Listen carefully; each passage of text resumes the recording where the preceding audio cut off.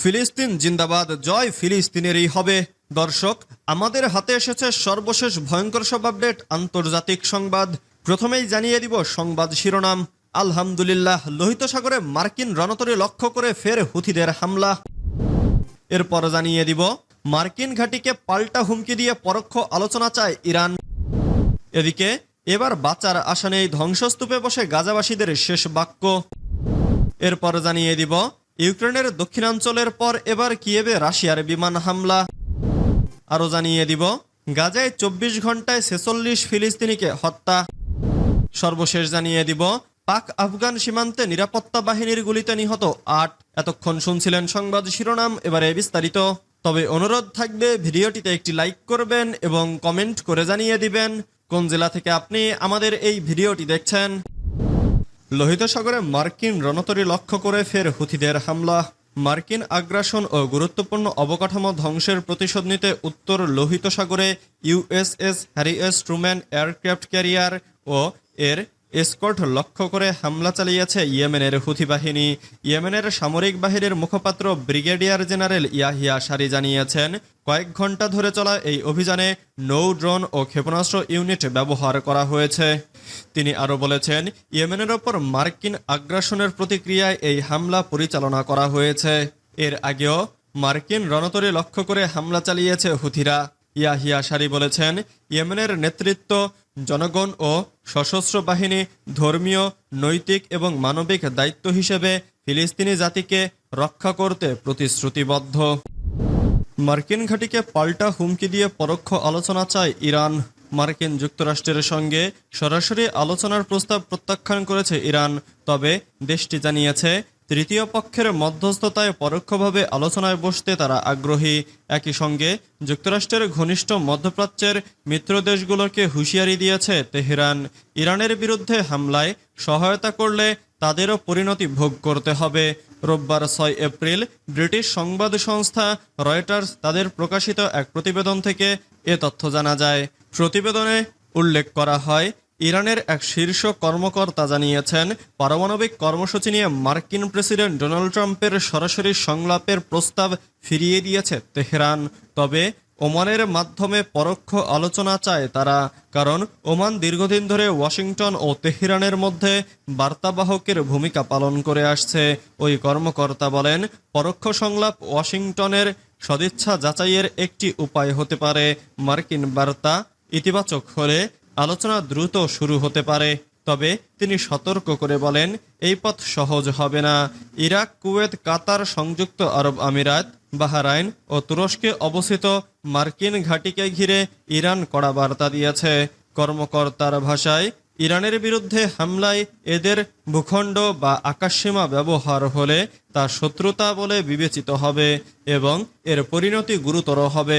তিনি আরও জানান, সর্বোচ্চ নেতা আয়াতুল্লাহ আলী খামেনি এরই মধ্যে সশস্ত্র বাহিনীকে পূর্ণ সতর্কতায় থাকার নির্দেশ দিয়েছেন।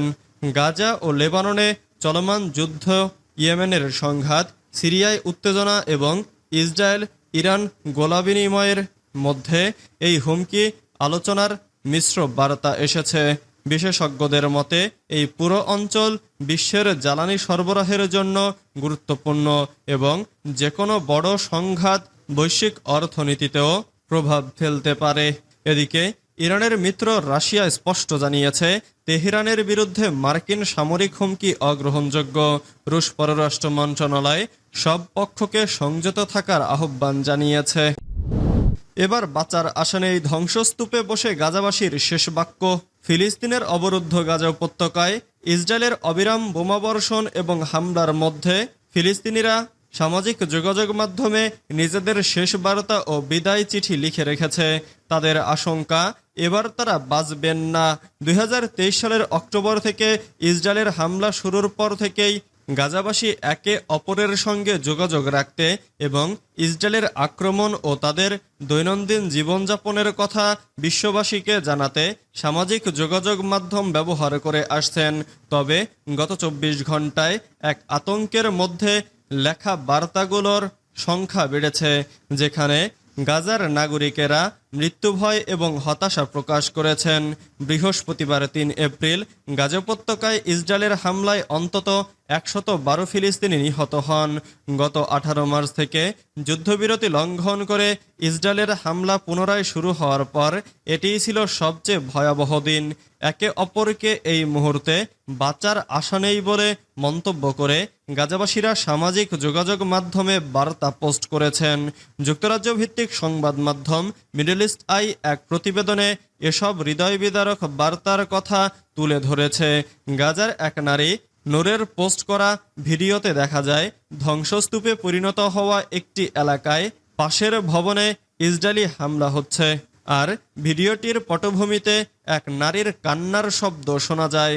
পোস্টের ক্যাপশনে লেখা ছিল, এবার মনে হচ্ছে আমরা বাঁচব না। দক্ষিণ গাজার রাফা থেকে সাংবাদিক আবদুল্লাহ আলাত্তার শুক্রবার ৪ এপ্রিল সকালে একটি পোস্টে লিখেছেন, এবার আমরা টিকতে পারবো না বলে মনে হচ্ছে। দের আল বালাহ এর ফুটবল সাংবাদিক আবু বক্কর আহমেদ লিখেছেন, গাজাবাসী জানে বিশ্ব তাদের নিরাশ করেছে, তাই তাদের হত্যা এখন সময়ের ব্যাপার মাত্র।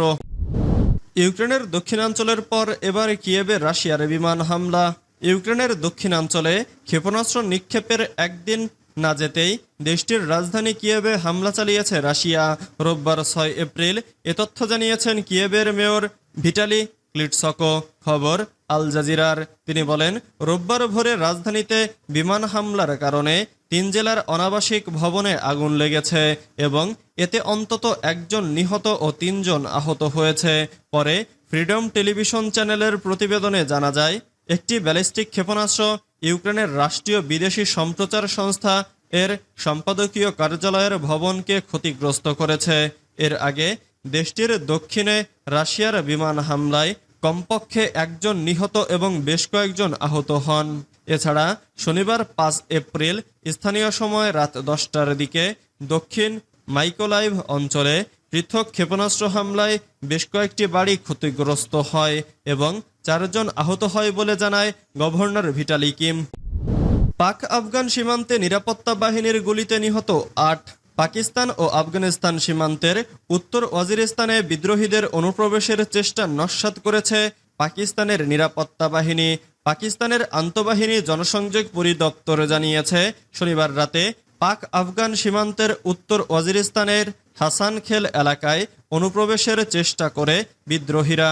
বিবৃতিতে বলা হয়, নিরাপত্তা বাহিনী অনুপ্রবেশের চেষ্টা ব্যর্থ করে দেয় এবং অভিযানের সময় ৮ জন নিহত হয়। এ সময় অনুপ্রবেশের চেষ্টারত ৪ জন আহত হয়। আইএসপিআর বলছে, পাকিস্তান ক্রমাগত আফগান অন্তর্বর্তীকালীন সরকারের কাছে কার্যকর সীমান্ত ব্যবস্থাপনার দাবি জানিয়ে আসছে।